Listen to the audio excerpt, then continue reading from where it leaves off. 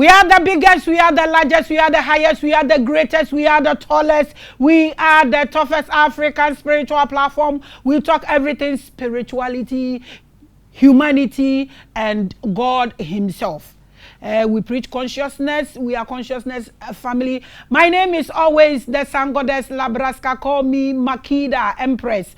Call me the World Star number 8. I am the Spear of Destiny. I am your annoying host. Call me Maame Grace. All revelations. I welcome you, my people. If in case today happens to be your first time, I welcome you to the greatest platform, the world's #1 platform. We are the mother of all spiritual platforms. I welcome you, my people. Today is a great day. I acknowledge the fact that everybody in the world, the fact that the person is a spiritual person, when coming to Ghana, he would want to visit Revelations platform because we are the biggest. We appreciate that fact. Today we have one of our brothers or one of our fathers here who is going to take us through a very important topic. So I have welcomed you. Let's welcome our guest for today and know what happens today. Papa, we welcome you to Revelations. We welcome you to Revelations. Thank you very much. I am so happy to be here with you. Great. Today is your first time, so introduce yourself to the public. Tell us who you are, where you are coming from, and why you are on this platform. All right. Everybody, I'm very happy to speak with you. My name is VAIYASAKI Das. That is an ancient Sanskrit name. I was born in London and I had a different name, but I was on the path searching for God. What is the meaning of life? Why am I here? What is my purpose here? Where was I before I was born, and what happens to me after death? So I was searching for these answers, and I found these answers in India from my guru, my spiritual master. And now I live in India, and I've been following this path for over 50 years, and I'm very happy to share with you what I have learned for your benefit. Welcome to Revelations. We appreciate your presence here on this set. Welcome once again, sir. Thank you very much. Okay, so our guest today is, you didn't mention your name. You mentioned your name. What's the name again? VAIYASAKI Das. VAIYASAKI Das. Yes. I find it difficult to mention this Das and this Prabhu's name. You all remember when I was mentioning Jana Shakshu's name? It took me a whole year to learn that name. Today is another one. I just don't know. So I will say Prabhu to save myself. So Prabhu, welcome to Revelations. People, today our topic is the existence of God is described by many as a myth. How can people in general be convinced that there is a superior brain behind the creator? That is the topic. That's what we are going to discuss. But as usual, my randoms there, we will do it. Today you have to pray for me because I have to borrow English from all over the world to speak to, because we need that knowledge. Okay, so you have explained to us where you were born in London, like you were British. But because of truth or because of knowledge or because of spirituality, now you are in India. Okay, I will ask a very simple question. Okay, you are here in Ghana. We want to know something. This is not part of your topic, but we ask everybody random questions before we start. This is where we will bond before we get into the topic. Black people and white people. What is the difference between these two people? The only difference is that black people have a tan and white people don't. The white people lie in the sun to become dark. That's called a tan. So what is the difference between black people and white people? It's only a difference of color. That's all. There is no difference in the soul, in the heart, in the intelligence, in the feelings, in the kindness, and in the compassion. There's no such difference. There's no such difference. So it's one God that created us. It's one God that created all of us. Exactly. Okay, so do you believe in heaven? There's a heavenly realm, yes. Tell us a bit about it. tell us a little A bit bit, about it? yes. Well, let's speak about the spiritual world beyond heaven, where God resides. That is an eternal realm where there's no birth, there's no death, there's no old age, there's no disease. Everyone is eternally youthful. And in that spiritual realm, every word is a song. Every step is a dance. Every thought is a thought of love. And every act is an act of devotion. We are in this world where these things are not the normal. We're striving for that. So this material world is temporary, has a beginning, a middle, and an end. This body has a beginning, a middle, and an end. But the spiritual world is eternal. It's always present. Beginning and end means there's a future flowing into the past. I'll give you an example. In the future, I'm going to snap my fingers. It's not happened yet. Now it's in the past. So where's the present? The present only exists in the spiritual realm, where everything is eternally present. So, are we all going to go there as humans? Well, we all can go there, but we have to be qualified. You just can't barge in. It's like if you're invited to a party, they want to see your invitation. So to be invited to the spiritual realm, you have to have the qualities of the spiritual realm. Let me give you an example. A fish lives in an atmosphere of water.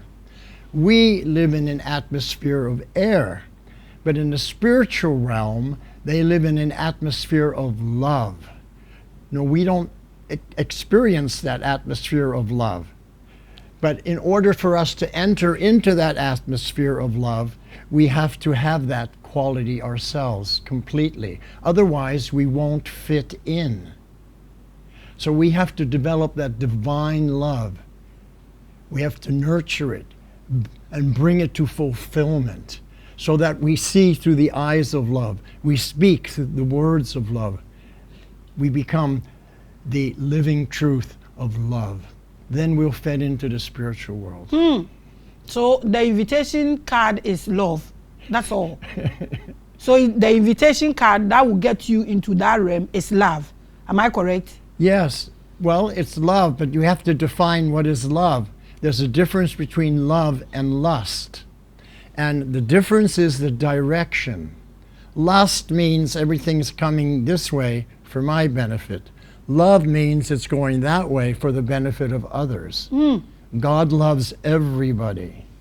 So I love my children or my family or my community or my country or my humanity, but maybe I don't love the animals.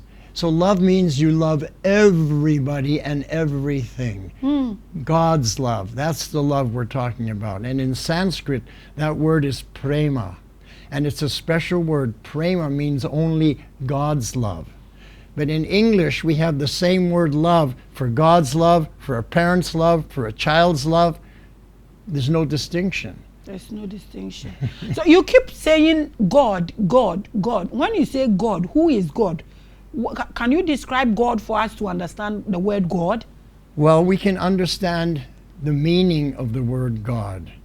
God means the supreme personality, the supreme intelligence, the supreme powerful, the supreme humility, the supreme humble, the supreme famous. He has all the qualities that we admire in any person. He has them in complete fulfillment. That is called in Sanskrit Bhagawan. Bhagawan means he's complete and full in all opulences. Okay, so God and the Creator, which is which?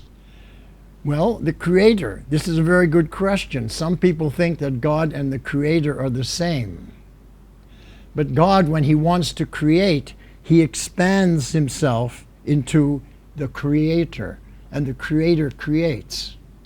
God himself, he has his own pastimes, his own life with his beloved associates. He doesn't take time off to start creating. He designates everything. Everything is designated. So creation is designated. Sustenance is designated. Dissolution is designated. He doesn't have to do any of those things. He designates everything.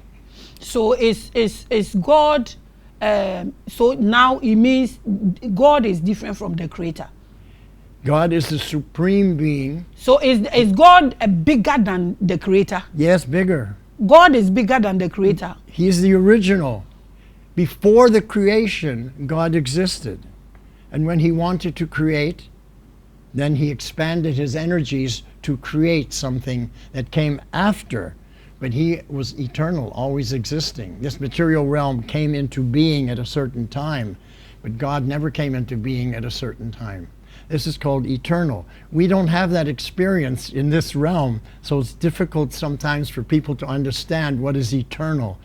So the word when doesn't exist in eternality. It only exists in the temporary world that we live in. Oh, you are watching the biggest and the largest. I know this is going to create another, I won't use the word chaos, but I know this is going to bring a lot of questions. Why he is saying that God is the superior and creator is, God doesn't create, but God, let's say, impact or empowers the creator to create. So God is superior than the creator. Right. This is going to be a great issue on this platform, but if we get them back one day, maybe you will come and explain that as well, because I don't want us to waste time on his topic, because it's quite a important topic for us to talk about.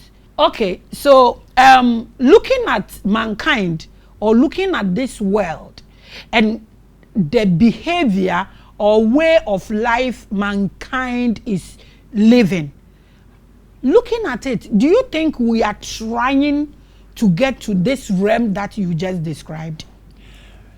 Very few people are trying to reach the spiritual world.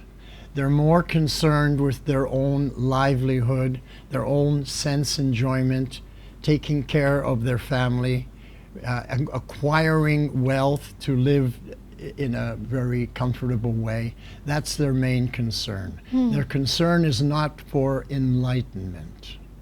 Their concern is not for enlightenment. Give us 3 greater steps that will help someone to be enlightened very fast. 3 great steps. Well, the first thing is this.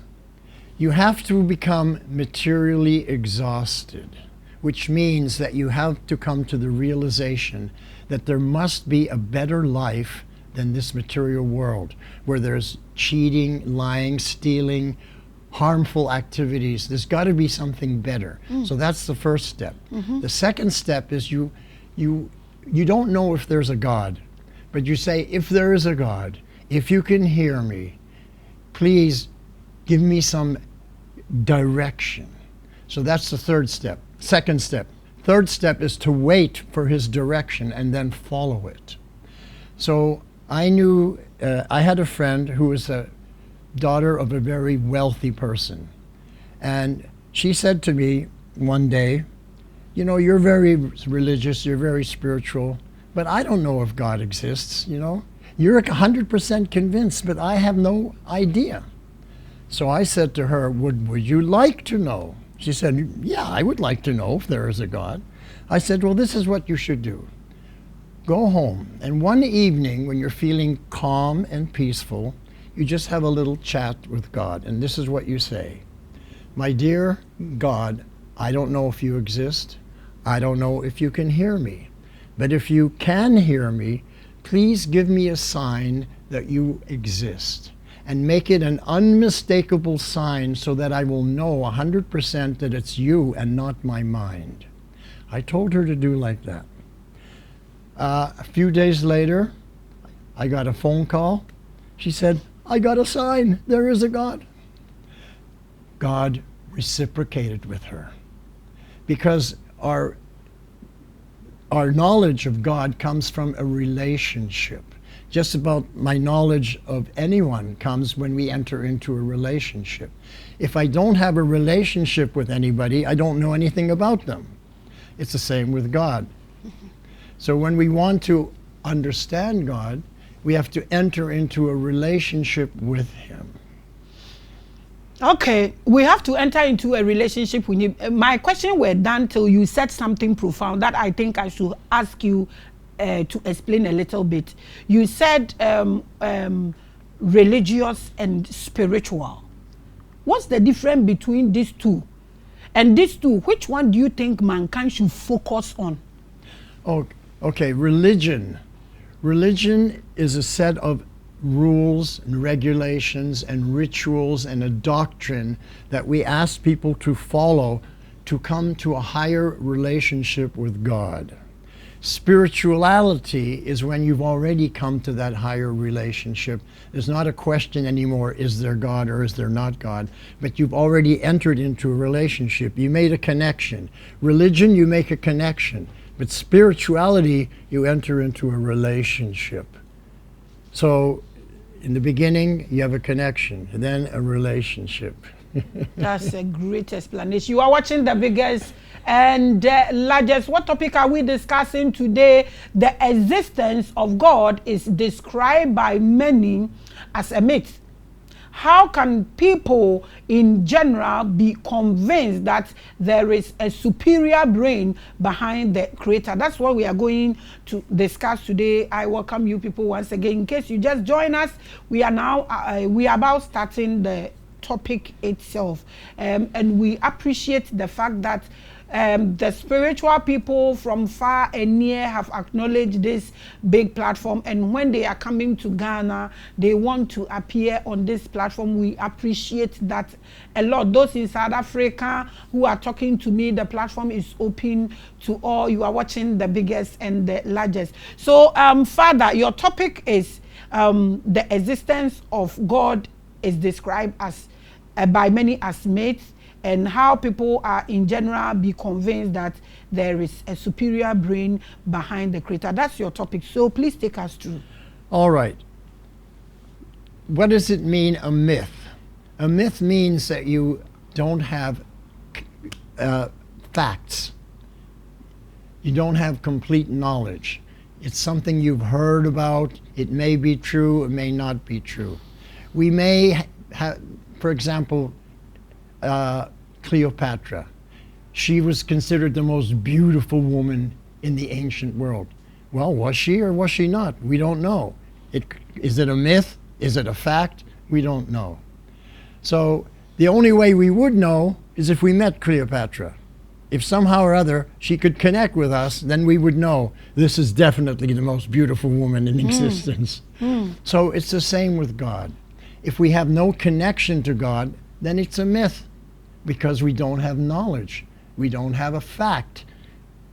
So, as I said earlier, the only way we can enter into the understanding that there is a God is we have to enter into a relationship. And I also mentioned that for me to understand you, and you to understand me, we would have to enter into some kind of relationship where we discuss and we reveal our mind and our heart, and in this way we get to know each other. But if before I came into this room, I never met you, so I had no idea about you. And I would have said, well, maybe she's a myth. Maybe she doesn't exist. Now I know you're not a myth. It's the same with God. Okay, so how do we know it's not a myth? Because I think, have you seen God before yourself? Okay. Have you seen him? Yes.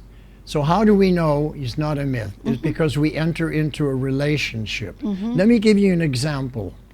When we were teenagers, we had our pictures of our stars, our rock stars, our singers, our actors that we loved. So when we were children or teenagers, we had idols. We had rock stars that we emulated. We had actors that we loved, or actresses, and we loved them. But they didn't know we existed. It's a one-way relationship. It's not a relationship, it's just a one-way thing. I worship this actor or this rock singer, but he doesn't know I exist. So that's the way it is with most people and God. They don't know he exists because they don't enter into a relationship with him. But if you enter into a relationship with him, what does it mean? It means that he reciprocates with us. Just like I told my friend, ask God if you exist and to give me a sign, an unmistakable sign, so I'll know it's you and not my mind. So when we do that, God will reciprocate. He'll give us a sign. That's the first step. Now we have to enter into the relationship through loving service. What can I do to make you happy? In any relationship, let's say you and I establish a relationship, I want to do things that make you happy, make you comfortable, make you feel good. And you will reciprocate in the same way with me. And this is called a relationship. So we know that God is not a myth when we enter into a relationship with him and he reciprocates with us. We want to understand this before you continue. I want to see whether God is there, like you told your friend to go and do. How do I know it's not my mind that is creating this? How do I know it's not that my inner man, the voice, the particle of God that is in me, that is what is talking to me? How do I know God is a being sitting somewhere, watching me and giving me a response? How do I know this? That's a very good question. So, because we ask God to give us an unmistakable sign so we know 100% that it's him and not my mind. He can do that. He can give an unmistakable sign so that you know. Give us example. He has that power. So that's the point. Now, how do we know? Now, let me give you an example from your life that the inner voice, you talked about the inner voice being God. I'm going to give an example from your life, even though I don't know you. I'm going to ask you a question. Have you ever had the experience where you were either going somewhere or doing something, and then you heard an inner voice say, go here or do like that, and you analyzed it and thought about it, and you came to a different conclusion, but then later on you realized I should have followed the voice? Have you had that experience? Oh, I have had, I don't know if I should call it experience. I have gotten to a part where I had a lot of attacks because of this show, because I allow everybody to come and say his or her worship or her beliefs, because I think I'm putting the world together without division. So I have had a lot of encounters, and it gets to a point that people will be threatening me, and I'm like, should I leave this? Because you are investing, you are not getting anything, you have a vision, you want to push to put the world together, but people don't understand you and they are coming after you. Then you will hear that I will deal with them. Hold your peace. Don't be sad, don't be broken, don't be afraid. I will deal with them. And within 20 minutes, you hear something like something, he's actually dealt with the situation. Should I say God or my own energy? Who do I attribute this to? Okay, so we're talking about the inner voice. And people ask me, how do we know if the inner voice is God or if it's my mind? Yes. That's the question. Yes. I get that question all the time. And here's the answer. The inner voice comes, speaks, and disappears. The mind analyzes and thinks about it. If you're analyzing and thinking about it, it's your mind. If the inner voice just comes, speaks, and disappears, that's God. That's God. That's God. Whoa. Oh, okay. You know, where does God reside? In the human body. Yes. Where? Yes. In the heart. So he can very easily communicate with you from the heart. He's closer to you than anyone else, because anyone else is outside your body. He's within your heart. So if God is within my heart, how then do I have to ask for evidence from somewhere or pray? Why don't I talk to myself that God in me, move this mountain, God in me, get me this camera, God in me, do this for me? And okay, that's a very good point. And the point is this, that God is the supreme and we are not. We can't order him. We have to, just like you have the president of this country or the prime minister, if you want to visit him, he has to invite you. You just can't go and talk to him. So he's the supreme person in Ghana. But we're talking about the supreme person in existence of all existence. So we're the servant. We have the mentality of serving him because he's number one. So we can't tell him to do this or do that, show me this, show me that. That's the wrong mood. That mood will not establish a relationship. For example, you're a beautiful woman. If a man comes to you and says, you know, I would like to enjoy with you, and well, who do you think you are, you know?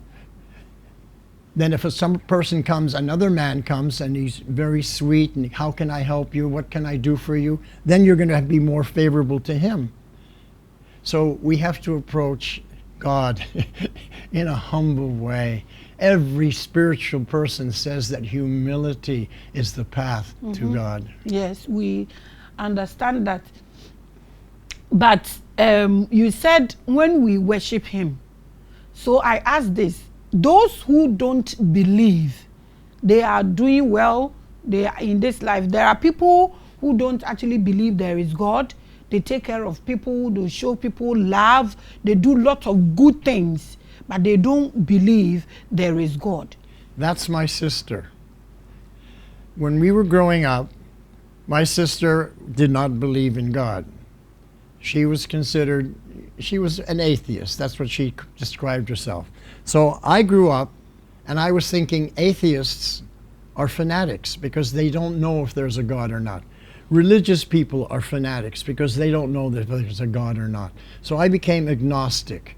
I'm open. I don't know if there's a God. I don't know if there's not a God.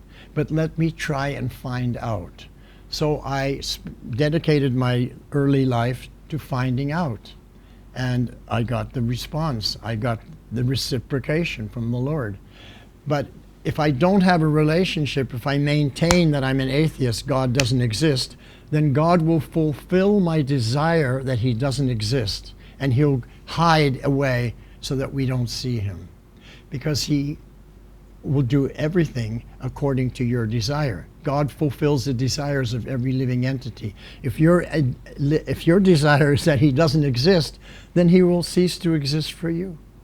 The question I was about asking is that, okay, if he fulfills everybody's desire, if he said there is no God, he will give you all your needs and fulfill your desire. He is not in existence. He hides himself. So those who also don't believe in worship, they won't worship him. They are there, he fulfills their desire. What is their fate? What will be their end? Well, only God knows what is the end of everybody. We can't say what is the end because we don't know their whole life. We don't know their thoughts. We don't know their motivation. We don't know what's in their heart. So we can't say. For people to say, oh, he's going to go to hell or he's going to go to heaven, it's just a speculation. Nobody knows. Only God knows. Because God makes that decision. We don't make that decision. So why are we here? Are we here to know him? Are we here to worship him?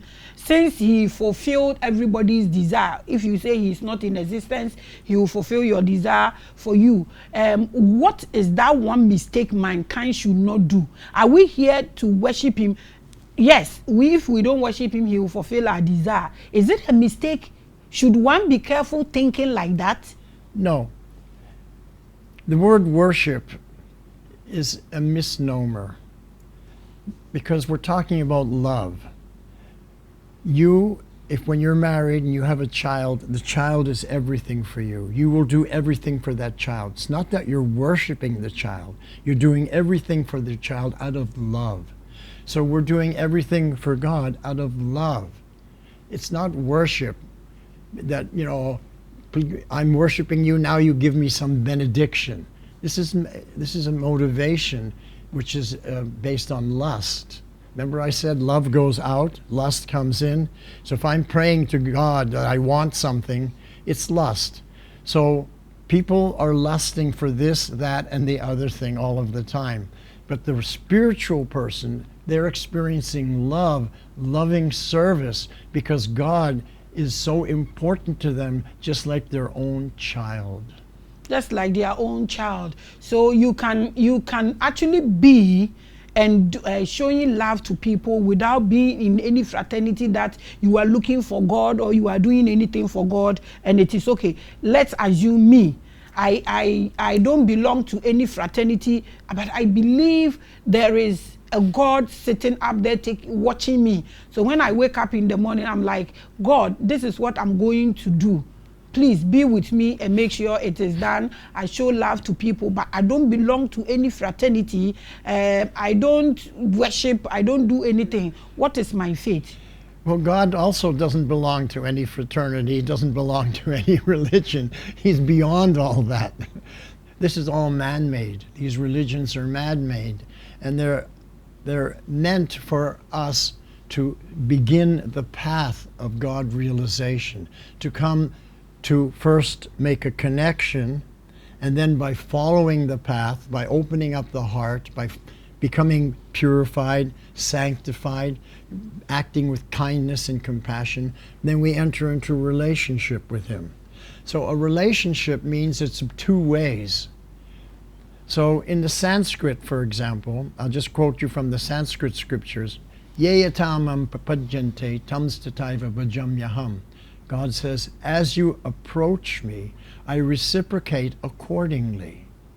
So if we approach Him in one way, He reciprocates that way. If we approach Him in a different way, He reciprocates in a different way. If we don't approach Him, He doesn't reciprocate. It's very simple. Once you understand what His philosophy of life is towards all the creation that He has created. You are watching the biggest. So this come back to this question. How can people in general be convinced that there is a superior brain behind the creator? How can we be convinced? Well, when people ask me that question, I always give the same answer. You cannot convince anybody. They have to convince themselves. If I'm trying to convince you of something, it means I want to impose my idea on you and you accept my idea.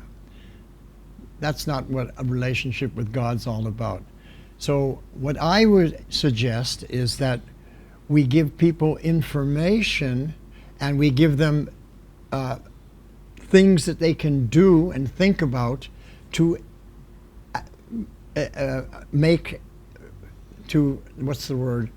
to encourage or inspire God to reciprocate with us. So, as I approach the Lord, He reciprocates accordingly. So I approach with love. I give a gift. I do something to please Him. Then He reciprocates in that way. And I will see that reciprocation. So how do we know that God's not a myth and that we can convince others?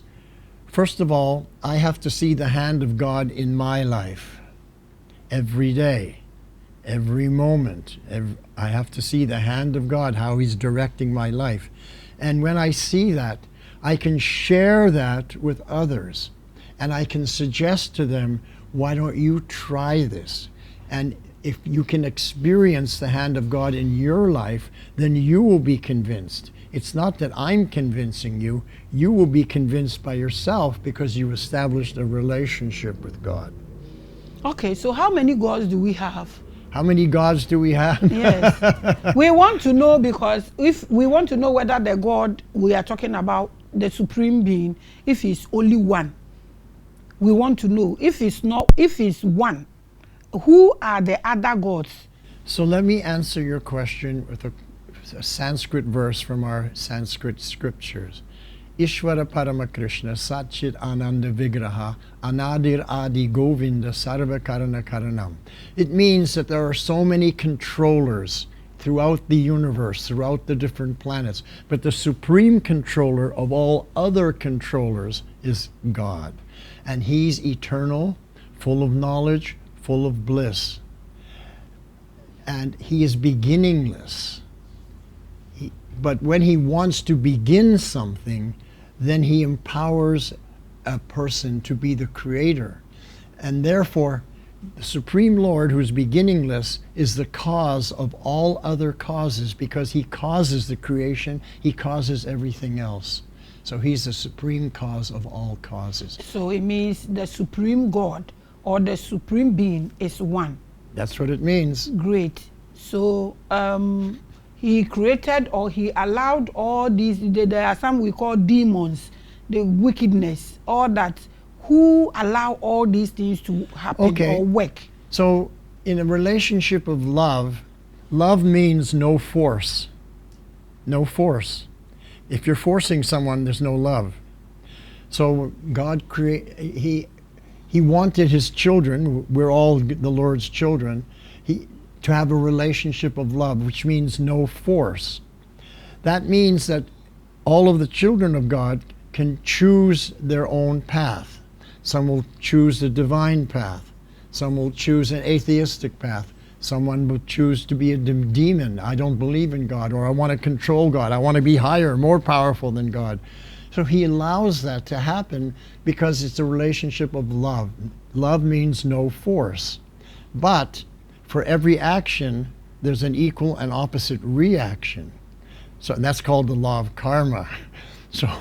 So this is how everything is regulated in the material world. I may act like a demoniac person, but then I create negative energy that comes back to me. And if I behave like a saintly person, I create positive energy that comes back to me.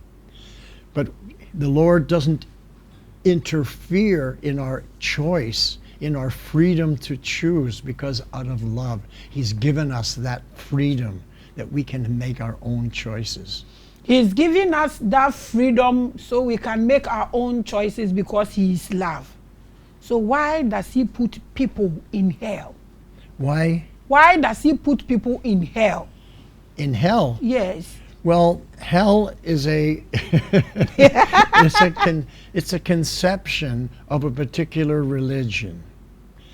If you look at this world, right here on earth, there are places that are heavenly and there are places that are hellish. People are living in heavenly lifestyle and people living hellish lifestyle. So heaven and hell is right here on this earth. We don't have to think of it as some other place, some distant place. Now, in some religions, they think that if you don't behave properly, you'll go to hell and suffer eternally. But a loving parent would never want his child to suffer eternally. So obviously God has more power of love than we do. So if we wouldn't want that, certainly he wouldn't want that. That's what I'm asking. If he allow everything to happen and he's created hell, so hell is just a myth, it's not there. But we create the hell, not him. That's the point. We create the hell. Just for example, right now, there's wars going on in Ukraine and in Palestine. And Israel. And it's a hellish life for some people. But we've created that. God has nothing to do with it. It's our own creation. Why we should blame him?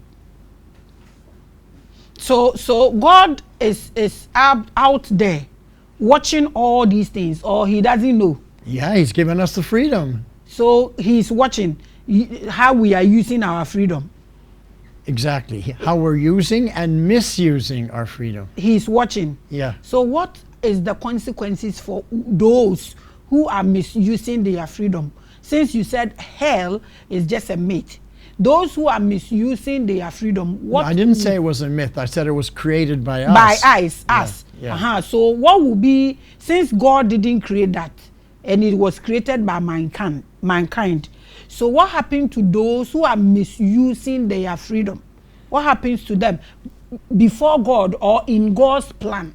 What happens to those who are misusing their freedom? Well, you're misusing your freedom. You're creating negative energy, more and more negative energy. And that negative energy comes back to you. I'll give you a very simple example. Supposing there's a person that I know, we went to school together, And my life was not so successful, and his life was very successful. He became very rich. Now, I don't have what he has, but I make a plan to steal some of his money. So that's a negative thing. Now he finds out that I've stolen from him. He has a negative feeling towards me. See? So, but if Robin Hood, for example, he stole from the rich and gave to the poor. So the rich had negative feelings against him, but the poor had positive feelings for him.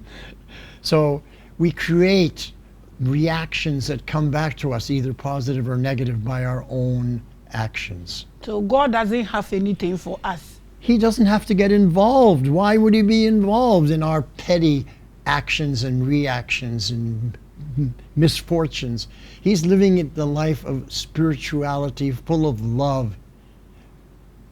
So he doesn't see anything. The love has covered everything bad.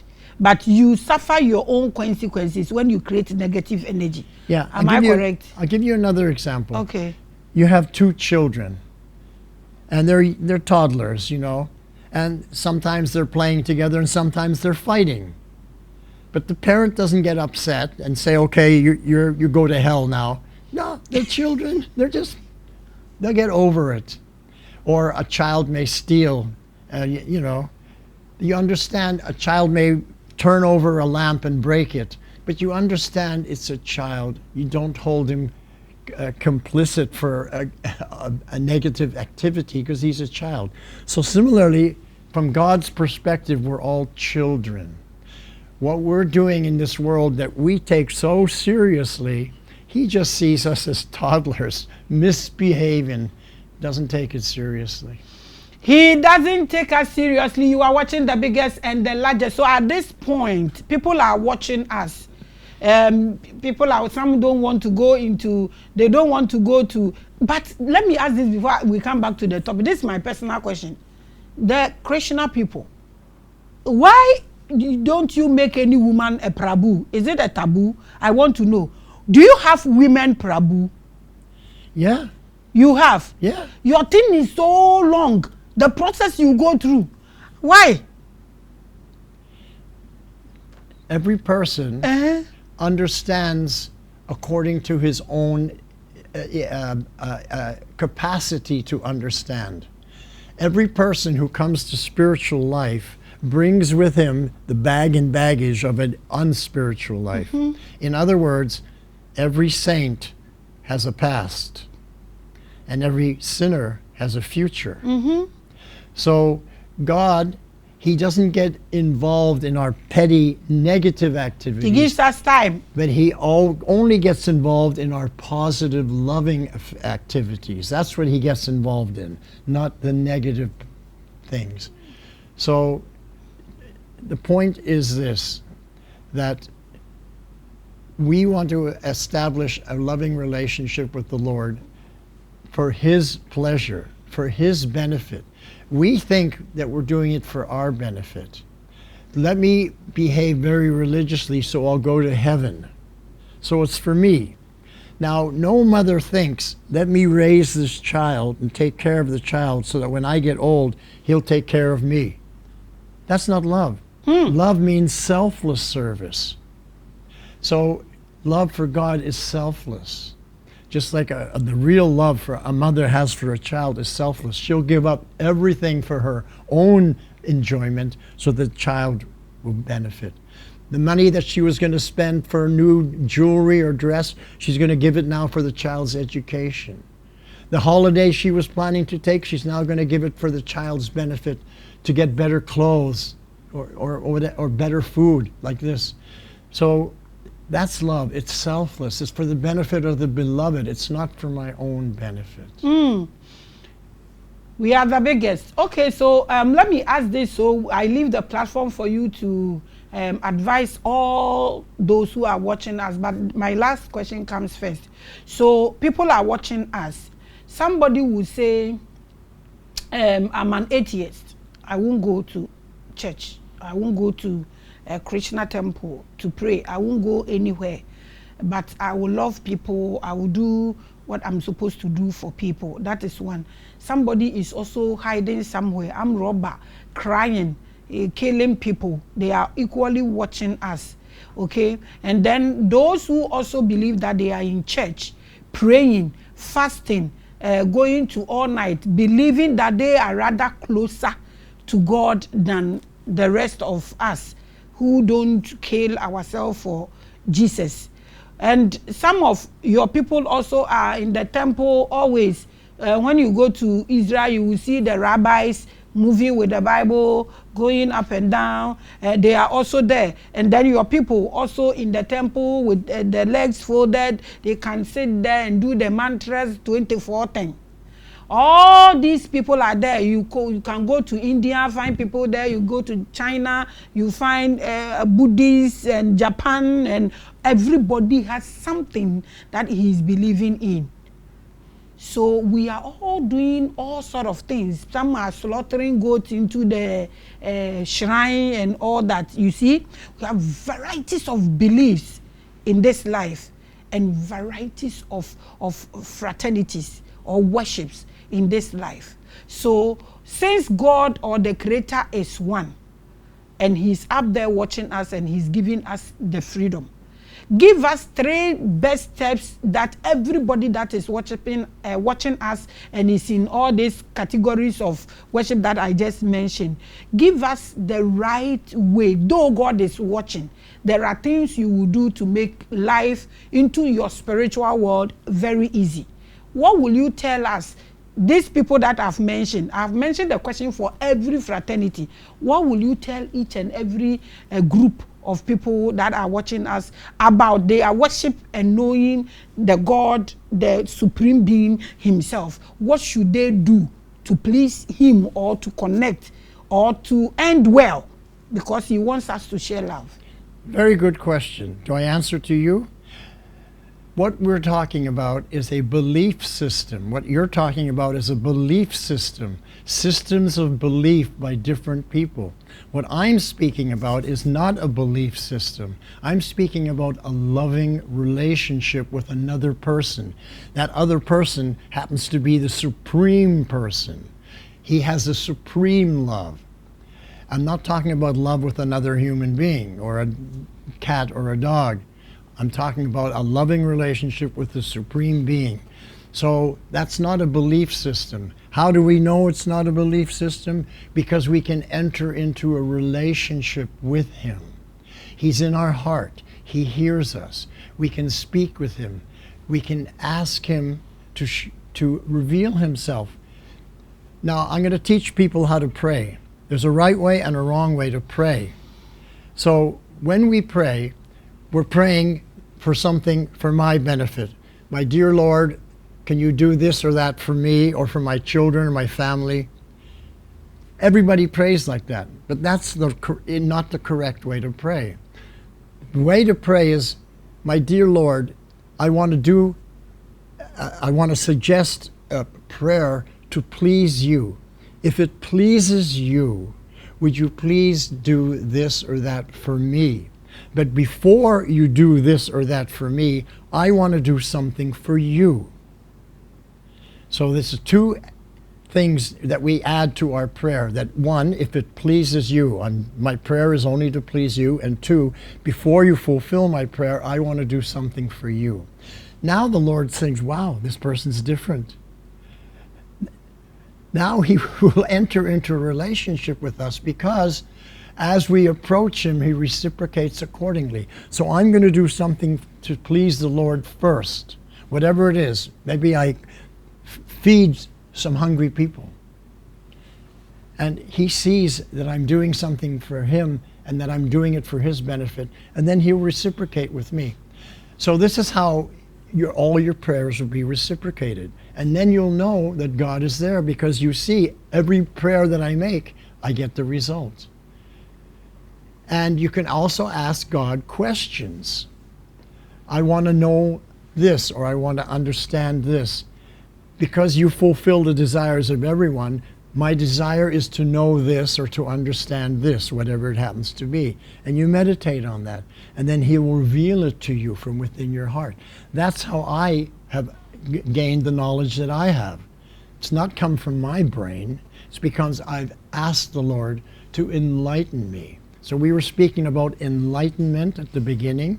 Enlightenment comes from the Lord. He enlightens us from within the heart. He's right there. He gives us knowledge. He gives us memory, that we can remember that we're spiritual beings and that we have a loving relationship with Him eternally. We've forgotten that, but He'll give us that memory, that we remember that we have that.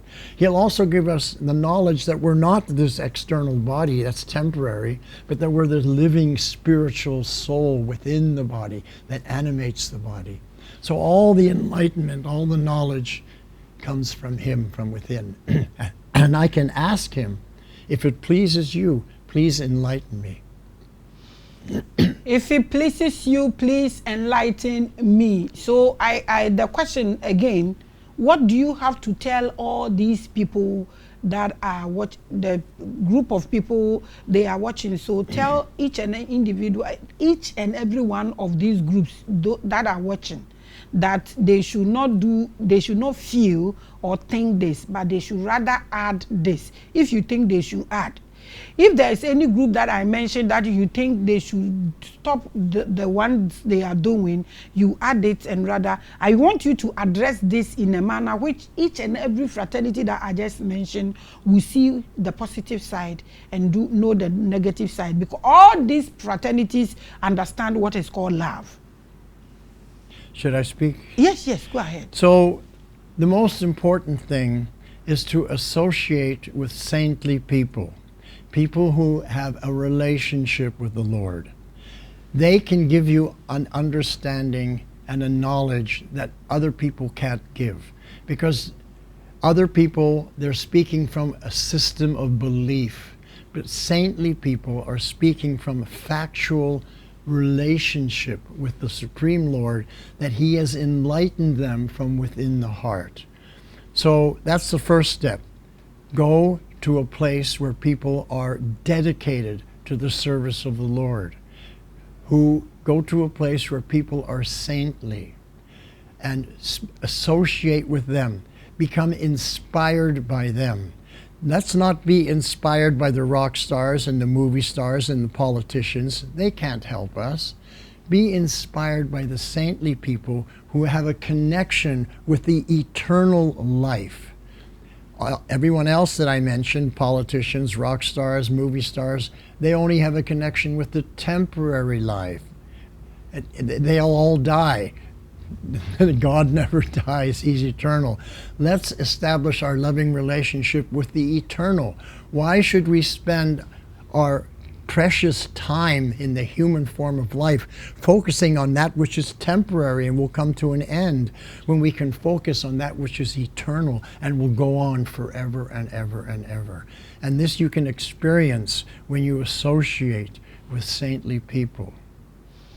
When you associate with saintly people, you've brought me to another question. So are you saying when we associate with saintly people, we are not going to die? We will all die. Or are there people on this earth who will not die? Very good point.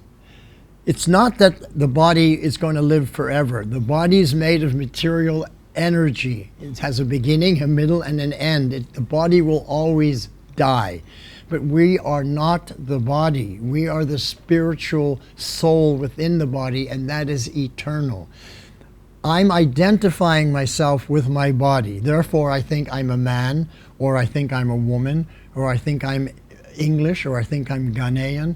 But actually, in the spiritual world of pure spirit soul, I'm none of these things. These are all temporary bodily designations. So we want to get beyond the bodily designation and get into our eternal spiritual soul spirit designation as an eternal beloved of the Supreme Lord. There's a question. So this God that is full of love, if I don't associate myself with people who are saints, and I do this politician, and I die right now, this loving Father will refuse me eternal life. Is that what you are saying? No. There's a misconception. People think that there's only one life.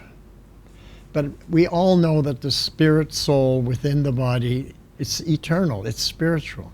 So whatever advancement you make in this life, in your next body, you carry on from that position. Nothing is lost. And you keep transmigrating from one body to another body until you come to the point where you have a full connection and relationship with God. And then you don't need any more bodies. So it's not that if we fail in one life, therefore you're doomed to go to hell. No, you fail in one life, no problem. You get a second chance, a third chance, a fourth chance, as many chances as you need. You get that many lives. So till you come to that position where you enter into that loving relationship, and then you no longer need to be in the temporary world, you can now come to the eternal world and live in the atmosphere of love. So it simply means that we are here to make sure we lift ourselves up. Exactly. So we don't come back to continue this mess. Right.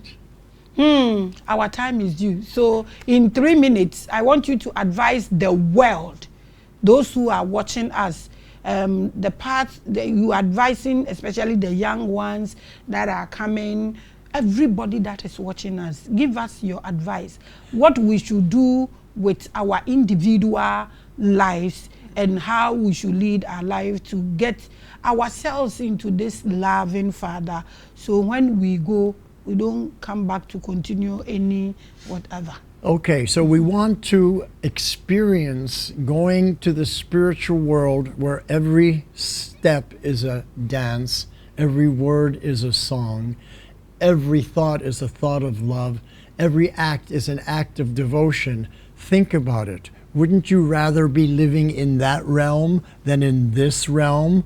We know what goes on in this world.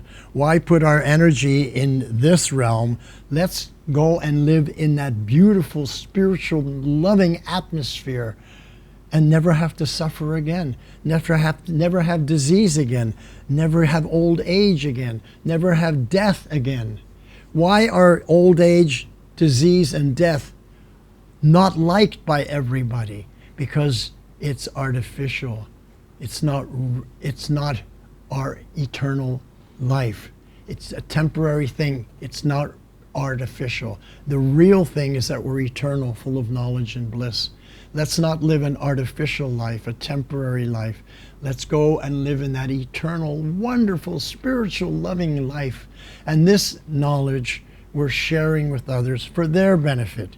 You may accept, you may not accept, but I'm doing my service to the Lord by sharing this and giving you an opportunity to understand. You may accept or not accept. You have that freedom. You have that freedom. Even God himself has given us that freedom. So it's up to you. You have your will to choose whether you would associate yourself with the saints to make it to the other realm, or you associate yourself with and throw back into this place to go through all these steps. Revelations is all about knowledge. Is there any numbers? Is there any social media? If someone should be looking for you. Well, I live in India. Okay. And I'm only a guest here for a special festival here in Ghana. So you would want them to contact someone in Ghana. Okay. Because for them to contact me in India, we're not going to have much of a connection. Okay. So the one they should contact in Ghana, can you mention him?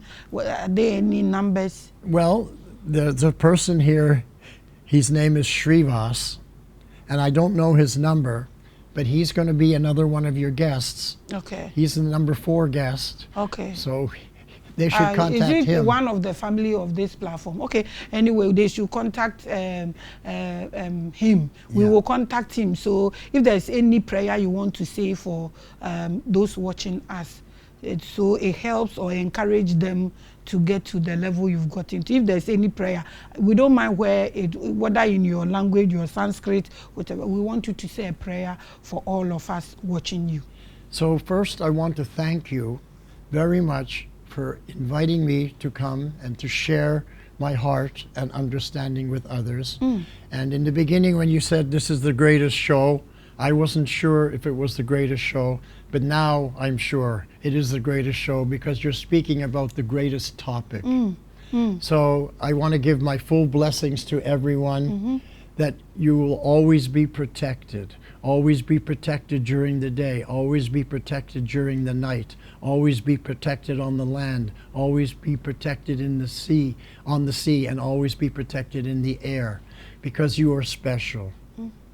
Because you're watching this show, you have an interest in spirituality. That makes you different than most people. You are special. So I give you my blessings for your protection.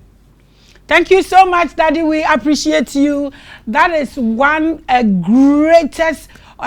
the greatest show ever. I think you can see this knowledge. You pay thousands of dollars to get them, but Revelations is giving all this to you. Make sure you liberate yourself, work on yourself, gain your consciousness, be enlightened, focus on things, or associate yourself with the saints. So you are able to go to the next level, so you are not thrown back here to go through or cancel your karmas. They have a lot of things to say about that. One day when he's free, we'll call him to come and talk about karma as well. Thank you so much for coming. We do appreciate your presence on the platform. Thank you so much for watching the biggest and the largest. I am always Revelations. Shalom. Peace.